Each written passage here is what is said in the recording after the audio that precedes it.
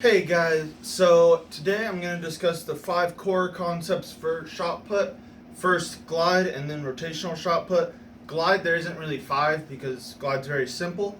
So in this video, I'm going to basically simplify everything for you guys to reference over winter break, or if you're self-coached or whatever. These are the 5 core concepts that every shot putter does. All right, no matter how much, any good shot putter, man or woman, whatever, they do these. All right. Now, obviously, there's more and more and more, but these are just the 5 things that'll get you pretty far up the ranks and stuff. So let's just first start with glide, because it's really only like 2 or 3 things. First is don't pop up when you go back in the glide. So when you drive off your drive foot, if you pop up, there's no power. So the first core concept for glide, stay as low as you can. And emphasis on you as you can. You know, if you're not that strong or you're just a beginner, you may have to start up here. All right, but as long as you don't go here and pop up. And then as you get better and better and better, you know, you're going to be lower, lower, lower until you get, so basically your chest touching your knee, which is what you see most elite guys do, or elite women. All right, the second one, and really the last one, is once you get into your stand throw, reach over your block. All right, so you shouldn't be, oh damn, you can't see my feet. You shouldn't be turning like a rotational thrower through the throw. All right, once you get here, it's kind of like a jab release in the fact that you're going to be here, and instead of like turning, really working the ground, you're going to use your momentum that you generated out the back and just push over your block. So you're going to be here and here. Not really like that. I still can't really demonstrate properly, but you're going to have a stronger block than that. All right, but it's going to happen. So the rhythm for a glide is bump, bump. Basically, land, go. All right, there isn't really that much, delay or anything, because everything needs to happen quick, quick, quick. All right, so there shouldn't be that much rotation or anything because you're not generating rotational energy. All right, so those are basically the 2 core concepts for glide. Obviously, there's more to the glide, not that much more, but this isn't a video for that. All right, so if you just remember those 2 things, if you're a glider, you'll throw pretty far. All right, next, let's get to rotational shot. So that one's a little more. So this one is 5. So the first one, the first concept, and I'm going to be speaking as a right-handed thrower. So for all you lefties out there, just whatever leg or arm I'm saying to use, just use the opposite. All right, so the first one, get over your left. All right, so what do I mean by that? So when you look at a picture of everyone that's really good, when they get over their left, you'll see, back up, you'll see their armpit, their left armpit is over their left knee. All right, which means that their weight is here. You should be able to pick up your right foot, and all your weight should be on this left foot. So you see there, I shifted a little, so that meant I didn't have a lot of my weight on my left.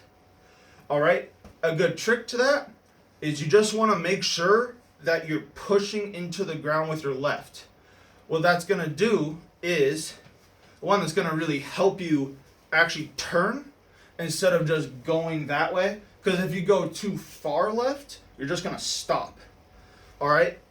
So a good way to do that is, one, like I just said, you can't really see my feet. All right, just imagine. Is you're really pressing into the ground like you're squashing a bug. All right? And that's going to make you turn.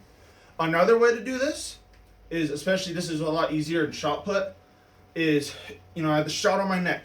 You want to think about getting the shot over your left heel. All right? If you want to look at someone that does this really well, look at Crouser.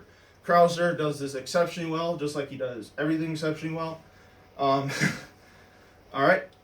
The other cue you can use, and I'm not going to get into every single little cue that I know. These are just 3 things that can help you if one of them doesn't work. All right, the other one is with this sweep leg. You know what, let me adjust this camera real quick. There you go, now you can see. All right, So with my sweep leg, this one, you can be here, wind, and I'm going to push. And what it's going to do is it looks like I'm slipping out the back. But really it's going to feel like you're skating. Alright? So what it's going to look like, and if you really want to watch someone do this really well, Gerd Cantor, I know he's a discus thrower, but he does this extremely well. So he's going to be here, wind, and he's going to go. Move that out of the way. So he's going to be here, wind, and you see how that kind of gets me over my left. Now you make sure don't do what I just did and tip. Alright? So what you gotta do is you don't just go like that. Alright? That's more of just helping you and getting your sweep and hips more active in the throw. So you're gonna be here and you see how that just turns me around? Alright, I'm in tennis shoes right now and I still turned really smoothly and it made my sweep go out and around a lot easier. Alright, and so those are some ways to get over the left. Now, concept number 2, talking about the sweep, is the sweep.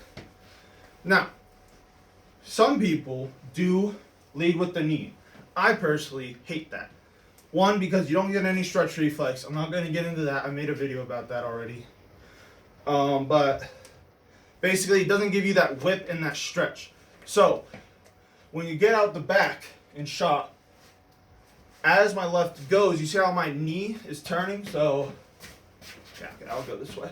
So as I go turn, see how my right knee is going out that way? Alright, so if I'm throwing that way, I'm facing the back of the ring. And what that does is it helps me, my sweep leg, get out and around.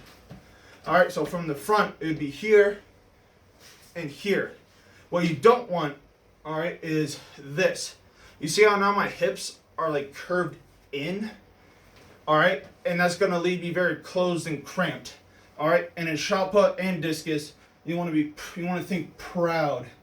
Alright, you want to be here, proud, and here. Alright, and you see how I get this reverse V, or it looks like I have a big Guso ball in between my knees? That's what you want to feel. That's how you get stretch. That's how you get your hips super engaged in the throw out the back and super connected. Alright? And what it'll do also is it'll prevent your foot from dragging. So you see this a lot in beginners, how their left is here, but their sweep leg is all the way behind them, and then they kind of have to kick. What you want out the back is you're going to be here, and you see how my hips, by the time my left is here, my right is about the sweep. That's what you want. Alright? You don't want any dragging or anything, especially in shot put. Discus, maybe a little for women, but that depends on how mobile you are. But this is just basic core stuff, so I'm not going to get into all that. Alright, so if you look at yourself in a video and you see out the back that when your left is back, when your left is I'm throwing that way, if my left is facing the sector but my right hip is behind, one, that's going to really put a lot of unneeded strain on my knee, like it is right now. Oh, that hurts. And now, basically all I did out the back means absolutely nothing, because I have to wait so long for this right to catch up and my hips aren't going to be connected. Okay? So, really engage the sweep. And then also the last thing for the sweep, so if I'm throwing towards the camera, so I'm out the back, lead with the groin, alright, or the inside of the leg. Don't curl in like that, alright? Because you want to be here, and if you just lead with the knee or the knee is out, now I'm just kicking. But you see how my hips aren't connected? But when I'm here with my groin, now my hip is facing the throw. I just turn, and I'm turned and I'm all stacked. Alright? If my sweep leg, so I'm throwing out the back, so if my sweep leg's bent, here, now I'm not stacked in my and my butt is shooting that way, and my chest is collapsed. And now this isn't a very good place to throw from. All right, so that's a very important thing. So that's concept number 2. So we've done go over the left, we've done the sweep leg, and number 3 is the right foot in the middle. All right, so what you want here, so after you swept, is you're here. Oh. Yeah, okay, now you can see. So I'm limited on space. Okay, so you're here. Hopefully you can see my right. Of course you can't. Okay. There we go. Okay, whatever. Okay, so pretend like I'm throwing that way. So I'm here. See how my right foot's facing that way? That's not good.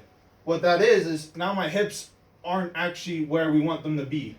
If I was to turn here, one, it would take so long, and I would have to do so much with my body to make myself turn, that it will just decrease your distance by a lot and slow you down. All right?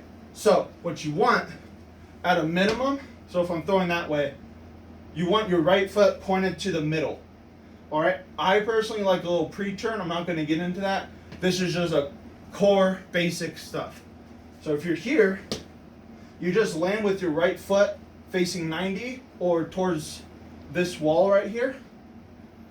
All right, what that's going to do is, so I know you won't be able to see my right foot in frame, but you notice how this hip bone right here is facing towards the camera, so if I'm throwing that way, so what that does is now I don't have that much to turn, and I'm already, once my left foot gets down, I'm ready, and I can attack the throw. All right, so that's number 3. Number 4 is basically hold the chest in the middle. All right, and what I mean by that, so what you want to do with this is for your upper body. So you're going to be here, you're going to go, and instead of going like that, so as you see, if I don't hold my chest to the sector, I'm landing open, and now I have no separation. All right, so what you want to do is, so you're out the back, you're here. I personally like to coach left arm facing left sector. Some people like left arm right sector, or left arm middle. Doesn't really matter as long as it holds.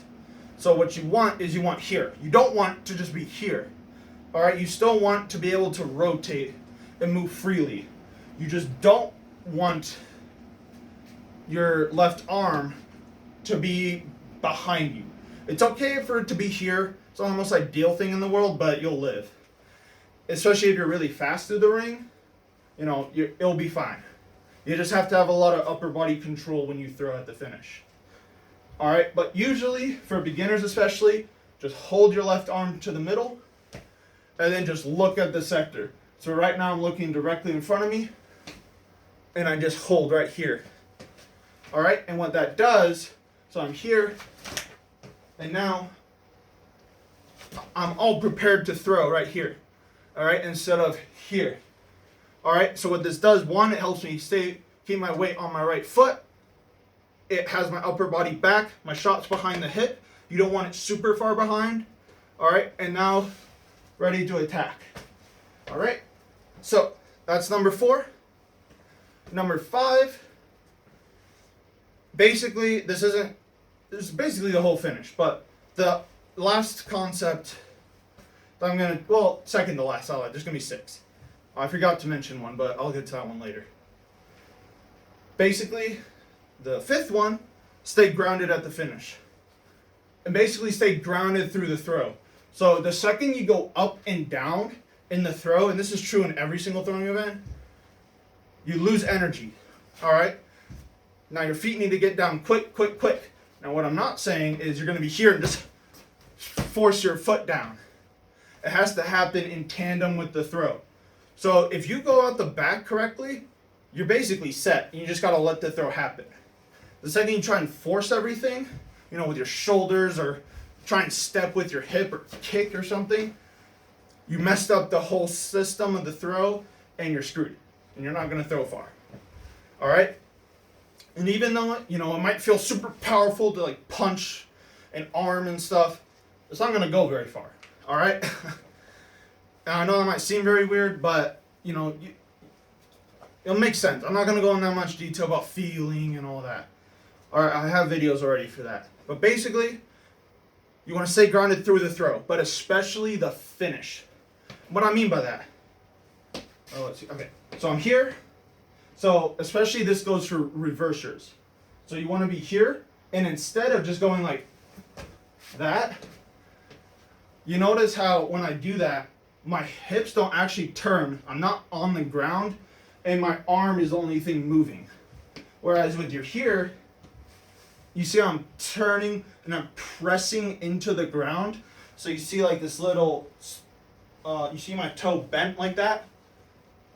All right, that's what you want to look at. So you're here, and you notice how my hips are now getting into the throw, and I'm working over my block leg, here, bum, and then reverse. So a thing to work on that would just be, it's going to sound very boring and mundane, but it's just going to be non-reverses basically. All right, but when you do the non-reverses, just be here and just stick. So don't drag your foot. All right, for the purposes of just feeling yourself working the ground and staying grounded. Once you get here, and just stick right here. All right, and I like to hold my follow through for just like a second or two. All right, so that's a good way to work on that. The last concept, which I totally forgot to mention, which is basically the concept for every throwing event. Hammers may be a little different, but for shot put discus, the legs and the hips dictate the throw. So what I mean by that is the legs have to move before the upper body. Or I should say the hips. The lower body needs to move before the upper body. All right, so if you think of the throw like a rubber band, so you're stretching, and then the release, let go. You will never get that stretch if I move with the upper body first. So what it'll look like if you're looking yourself at film. So you're here, you're winding, I'm ripping out the back. Now my shoulders are here, my legs haven't moved. I fall into the middle, and now I land here. This is obviously very extreme, but that's for the purposes of just showing what happens. Whereas if I'm out the back, facing, throwing towards the camera, I have the shot here. You see how my left hip is the first thing that moves? Here, boom. All right, now I'm really good here. Hold the chest here, and hold the chest to let the legs go, the sweep go around, and let the legs get ahead. Get here. All right, really nice here. Sorry. Really nice here. And then I throw. Stepped on something sticky. Sorry, what did I step on? Oh, whatever. Sorry about that, I got kind of stuck. But I hope that makes sense. So, I know this might have seemed very complicated, but basically, summarize the 5 concepts. The legs before upper body, get over the left, hold chest in the middle, land in the middle with your right foot at 90 degrees. All right, once you get here, turn, stay over your right, hold the shoulders back, stay grounded, turn all the way through, push through the ground, wait to release, reverse. That's it. All right, that will basically get you pretty far. Now there are other things you can do that will make you throw further, but this is just core concepts. So if you're throwing on your own and you're getting lost and don't know what's happening, look at yourself on video. All right, take a video of yourself, and then you can watch this video back and see if you're not doing one of these things, or if you're not doing any of it, or one or the other. Usually what happens is if you're not coming out the back correctly, that's going to affect everything in the front. So usually the way I think of it is you first want to look at what you're doing out the back. All right, this is just speaking for fulls, obviously. All right, because if you're not coming out the back correctly, the rest of the throw is screwed. All right, so if you're missing the finish or something's happening, most cases it's because you're off balance or you're not over your left out the back. All right, so hope that helps, and thanks for watching. Next week I'll do a discus one. It'll be pretty similar, but there are a little bit of differences. And so I forgot one thing. Before I forget, the seventh one. I'll lie again. The seventh concept: wait until your left foot has weight at the front before you throw. What I mean by that: so you usually see people, especially beginners, when they're here, they tap and go. They don't actually wait until they have weight on their left foot. All right, and that's super important, because if you try and throw before your left comes down, now my left comes down, but I'm open. All right, so when you go, so say I'm doing a half turn, so I'm here, you want to land here. If I try and throw before my left hits the ground, you're going to be here, and there's not that much power. And you see how I even fell backwards, even though I'm not holding anything? All right, so you just want to make sure, if you're looking at yourself at film, it's going to look like a pause, but it's not. All right, so you're going to be here, you're going to be bump, and you see how there's that little bit of delay? All right, Ryan Crouser does this extremely well. All right, like I said, he does everything well. So when in doubt, just look at what Ryan Crouser's doing. All right, but that's the last concept, I promise. Thanks for watching. Hope this helps, and have a good day. See you later.